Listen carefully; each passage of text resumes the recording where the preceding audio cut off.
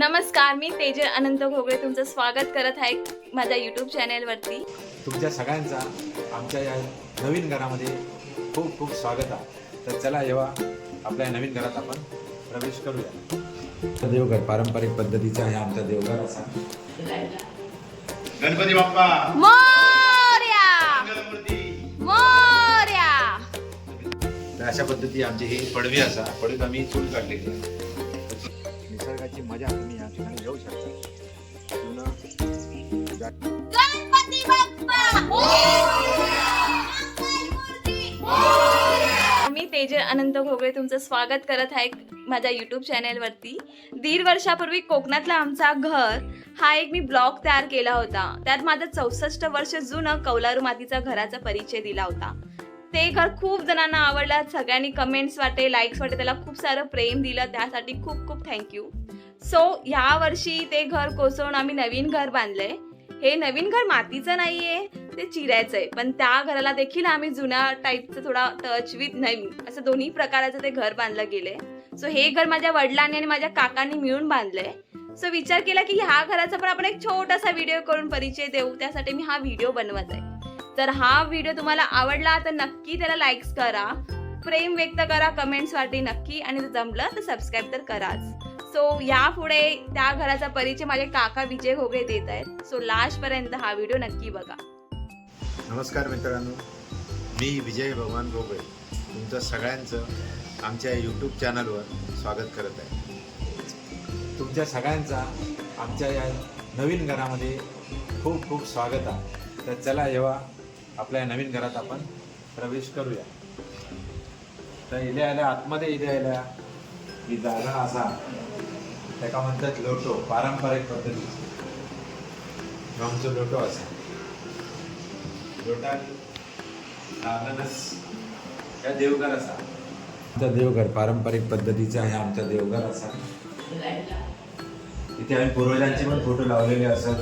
आमचे जे काही वाडवडील असत त्या सगळ्यांचे फोटो इथे असत. पण सध्या देवघरामध्ये जो देवारा हा तो गणपतीच्या बाजूला आम्ही ठेवतो. तसे आमच्याकडे प्रथा त्यामुळे देवारा आम्ही गणपतीच्या बाजूला ठेवलेला. त्याचबरोबर आम्ही आमच्या देवाराच्या इथे ते काही आमचे पूर्वज आमचे काका वगैरे त्यांचे फोटो लावलेले असत.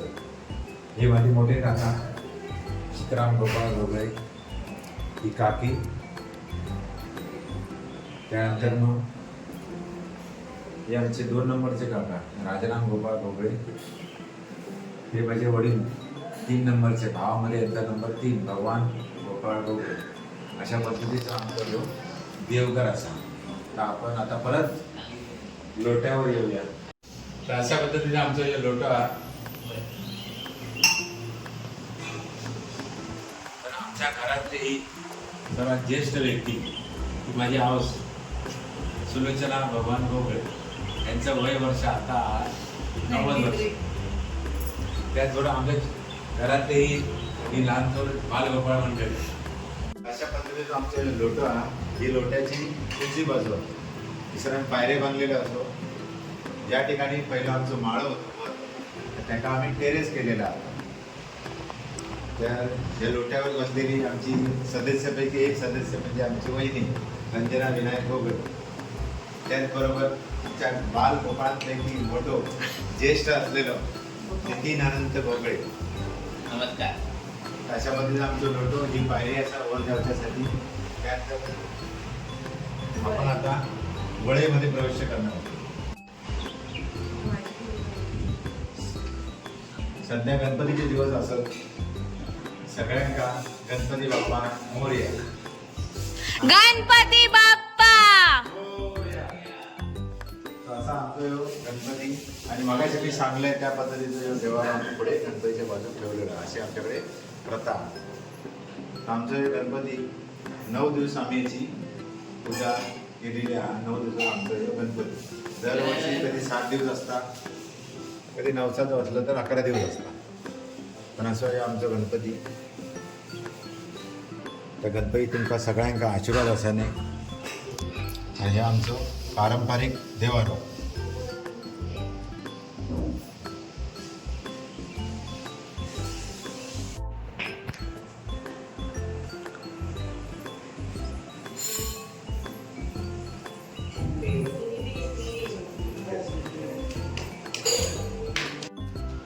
तर अशा पद्धतीचं आमचे ही वळे असा त्या वळेक लागण जेवढे पण खोली असतात ते का खरं तर म्हणतात गोवरे पण आजकालच्या भाषेत एका आम्ही बेडरूम म्हणतो. पण तुमका आम्ही पहिली जी खोली दाखवतो ती अशी जेवणाची, ती असा जेवणाची एका मालवणी भाषेत आपल्या भाषेत म्हणतात गोवर. तेव्हा मित्रांनो तुमचं स्वागत आहे. त्या अशा पद्धतीची ही गोवर असा वावरात आपण गॅस आपण त्याला शुद्ध भाषेत स्वयंपाक घर म्हणतो, तर स्वयंपाकाची खोली म्हणतो. असेच पुढे चालत गेला तर मुख्य ही असा ती पारंपरिक पद्धतीची चूल. तर अशा पद्धती आमची ही पडवी असा पडवीत आम्ही चूल काढलेली आहे. तर चुलीवर सध्या डाळ शिजता तर चुलीवरच्या जेवणाची चव काय वेगळीच असता, काय न्यारीच असता. तेव्हा हे जे काय रांधतो आम्ही चुलीवर, त्या चुलीवर ज्या काय शिजता याची चव अगदी न्यारी असता. आणि आधी करू किंवा मग जेव्हा आमच्याकडे माणसा सुद्धा कमी असत करणारे, तेव्हा हे सगळे रांधणारे ही आमची वहिनी नंबर 2 आनंदी अनंत भोगळे. कांदे चिरता सकाळपासून काय भजी बनवता कशासाठी कांदे चिरतात, भजीसाठी कांदे चिरतात. तर अशा पद्धतीची आमची ही पडवी. ही नवीन प्रकारची पडवी असा. आपण जुन्या घरात बघितलं असं आमची पडवी पूर्ण मातीची होती. पहिली आमची मित्रांनो पडवी जी होती ती मातीची होती, सारवलेली होती, शेण सारवलेला होता. आणि आता जी नवीन पद्धतीची आहे ती अशी लादी बसवलेली असतात, सिमेंट लावलेलं असतात. आमच्या समोर दिसतं आता आमचा मागील दार. त्याचबरोबर आम्ही एक वास्तुशास्त्रानुसार वास्तुशास्त्रानुसार जी मागील दार असतात तडेच होणार. पण आम्ही आमच्या सोयीसाठी त्या हडसून पण एक मागील दार केलेला. त्या मागील दाराच्या बाहेरच्या बाजू एक आम्ही नाणीघर केलेलं असा. ते नाणीघर ह्या बाजू कसा तिथे आम्ही आंघोळीसाठी पाणी गरम करतो.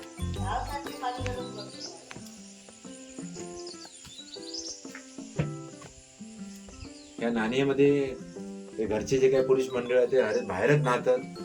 खास पाणी गरम करूसाठी ती न्हाणी आहे. त्याचबरोबर आमची ही विहीर आहे पारंपरिक पद्धतीची.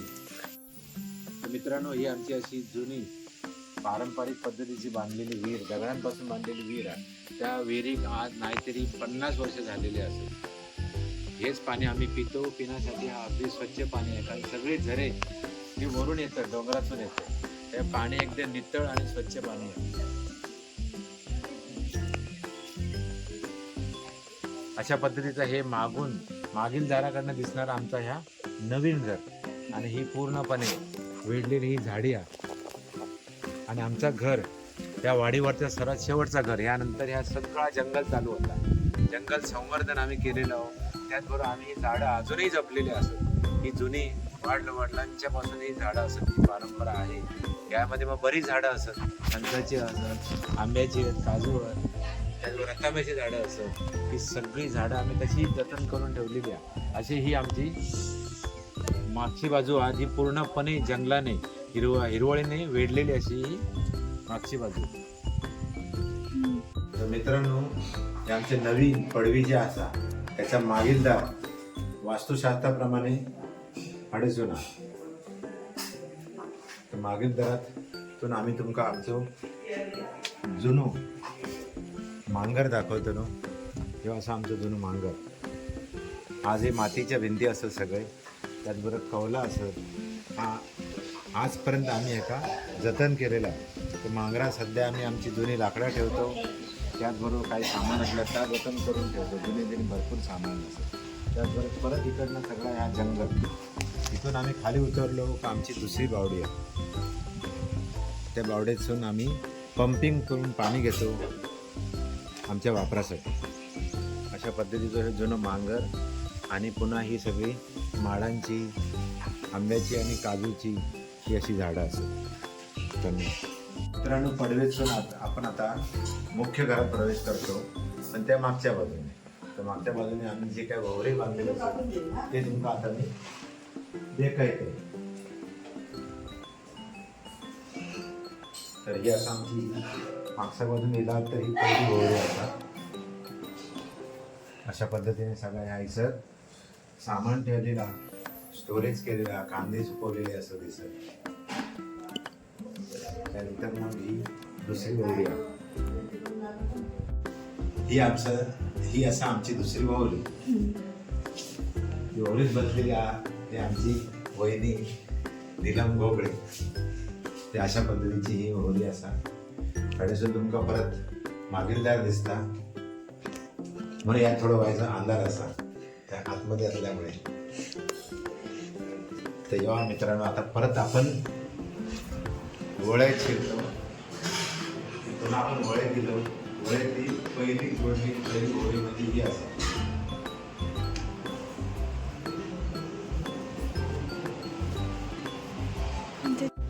मित्रांनो, आपण जी आता बघितलं असती ही तिसरी होळी, नंतर त्याकाच लागून वळे घेऊन जोडलेली ही चौथी होळी.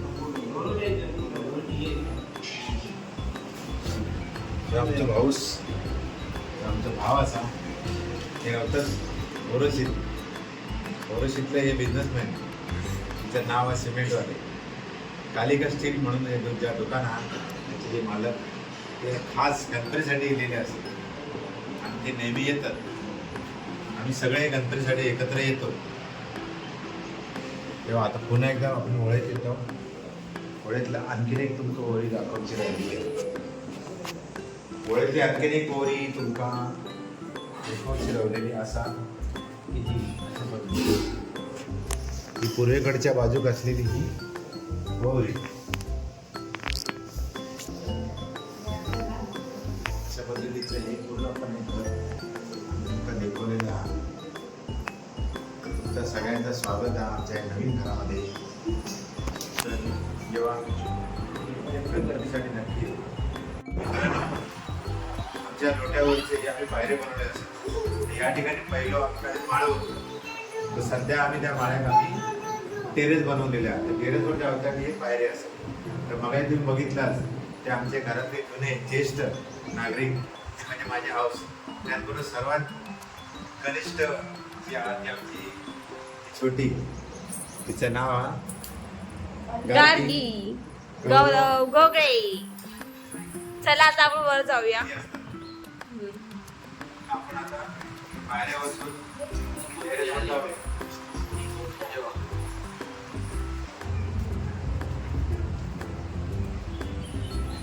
अशा पद्धतीचे हे पायरे आणि जे टेरेस जो आम्ही बांधलो त्याला नवीन लुक दिलेला.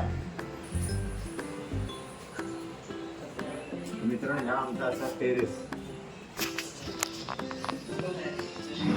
ही एक खास खासियत म्हणजे इकडनं तुमका सगळं चारही बाजूचे तुमका निसर्ग भाऊ गावता. निसर्गाची मजा तुम्ही या ठिकाणी घेऊ शकता. जुनं ज्या काय दिसता ही जंगल, इथले प्राणी, त्यानंतर माकडा. आमच्याकडे केळी भरपूर असत. त्या चारो बाजूने केळी येतात आणि एकदम हमलो करतात. काय नारळ एक काय ठेवणच नाही. त्यासाठी काय तुमच्याकडे उपाययोजना असली तर नक्की सांगा, कमेंट करा. केडल्यांका घालवसाठी काही उपाययोजना असली तर नक्की सांगा. अशा पद्धतीचं या टेरेस तुम्ही बघू शकता. मागसून पूर्ण आमच्या मागणी दारापासून पूर्णपणे त्या जंगल आणि या साईडला संपूर्ण घरं असत. या साईडला वाडीच्या ह्या बाजू आमची जी वाडी आहे हिंदीवाडी, त्याच्या उजव्या बाजू आमच्या घर, डाव्या बाजू सगळे बाकीचे घर असतात. आणि समोरनं येऊ मुख्य रस्तो येऊसाठी आणि जाऊसाठी.